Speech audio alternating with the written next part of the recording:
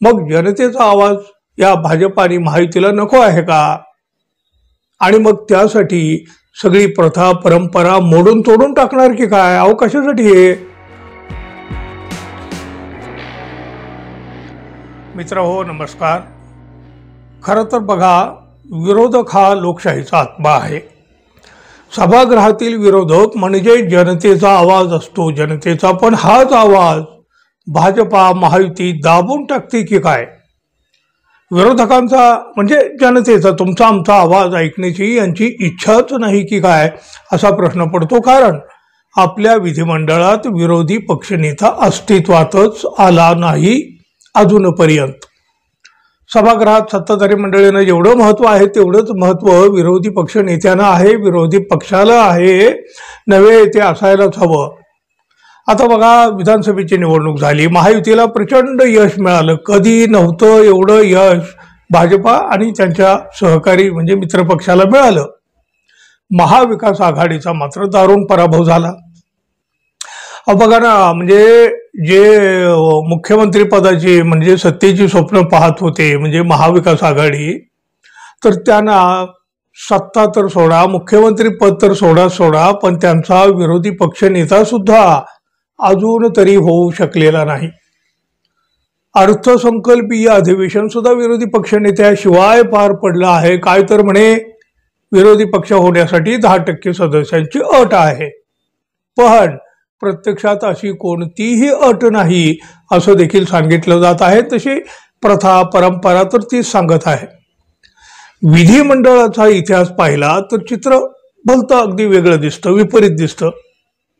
आता तुम्हीच बघा, 1972 साली शेतकरी कामगार पक्षाचे दिनकर पाटील हे विरोधी पक्ष नेते झाले होते.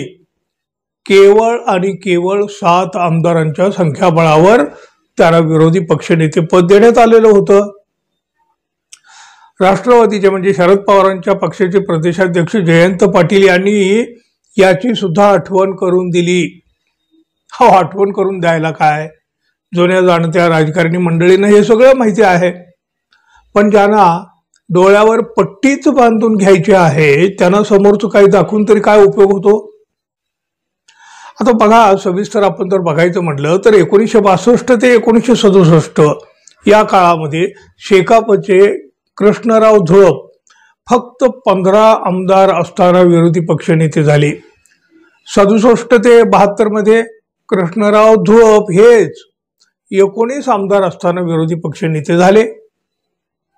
1972 ते 1977 मध्ये शेतकरी कामगार पक्षाचे दिनकर वाळू पाटील हे फक्त 7 आमदार असताना विरोधी पक्षनेते झाले. 77 ते 78 मध्ये शेतकरी कामगार पक्षाचे आमदार भाई गणपतराव देशमुख हे 13 आमदारांचं संख्याबळ असताना सुद्धा विरोधी पक्षनेते झाले होते. 81-82 मध्ये जनता पार्टीचे बबनराव ढाकणे हे 17 आमदार असताना विरोधी पक्षनेते झाले होते. त्यानंतर बघा, 82-83 सालामधलं जर आपण पाहिलं तर शेतकरी कामगार पक्षाचे आमदार दिनकर वाळू पाटील हे 9 आमदार असताना विरोधी पक्षनेते झाले होते. तोच प्रकार पुढेही घडला. 1986-87 मध्ये जनता पार्टीचे आमदार निहाल अहमद हे 17 आमदार असताना विरोधी पक्षनेते पदावर आरूढ झालेले होते. त्यानंतरही 87-88 मध्ये शेतकरी कामगार पक्षाचे ॲडव्होकेट दत्ता पाटील हे 13 आमदार असताना विरोधी पक्षनेते झाले होते. नंतर सुद्धा बघा, 88-89 मध्ये जनता पार्टीचे आमदार मृणाल गोरे या फक्त 20 आमदार असताना सुद्धा विरोधी पक्षनेत्या झाल्या होत्या. 89-90 मध्ये शेतकरी कामगार पक्षाचे दत्ता पाटील हे 13 आमदार असताना विरोधी पक्षनेते झाले. ही परंपरा आहे हो, आपली प्रथा आहे, परंपरा आहे. दिल्लीत सुद्धा बघा, अरविंद केजरीवाल यांचं सरकार असताना 70 पैकी 67 आमदार आपचे होते, म्हणजे आप पक्षाचे होते. भाजपचे फक्त 3 आमदार होते. तरी सुद्धा आपने भाजपला विरोधी पक्ष नेते पद दिले होते. बघा, 3 आमदार असताना सुद्धा. याचा अर्थ लोकशाहीची सभ्यता राखायची ठरलं तर विरोधी पक्ष नेते पद देता येतं. काँग्रेस, राष्ट्रवादी काँग्रेस आणि आप पक्षानं हे केलं आहे, पण ज्यांना सभ्यता राखायचीच नसेल तर काही कारणं काढली जातात, असं ठाकरे गटाचे नेते भास्कर जाधव यांनी म्हटलं आहे. जयंत पाटील सुद्धा म्हणाले, विरोधी पक्षाला समान दर्जा देण्याची महाराष्ट्राची 40 वर्षाची प्रथा परंपरा आहे. या प्रथेला तडा जाऊ नये अशी आमची इच्छा होती. बघा, ठाकरे सेनेचे भास्कर जाधव विरोधी पक्ष नेते निश्चितपणे होतील अशी अपेक्षा अनेकांना होती. अर्थसंकल्पीय अधिवेशन संपलं, पण असं काहीही घडलं नाही. विधानसभेचे विरोधी पक्षनेते पदासाठी शिवसेनेच्या वतीने भास्कर जाधव यांच्या नावाच्या शिफारसीचे पत्र अध्यक्षांना दिले, पण संपूर्ण अधिवेशनामध्ये यावर निर्णय मात्र घेण्यात आलेला नाही.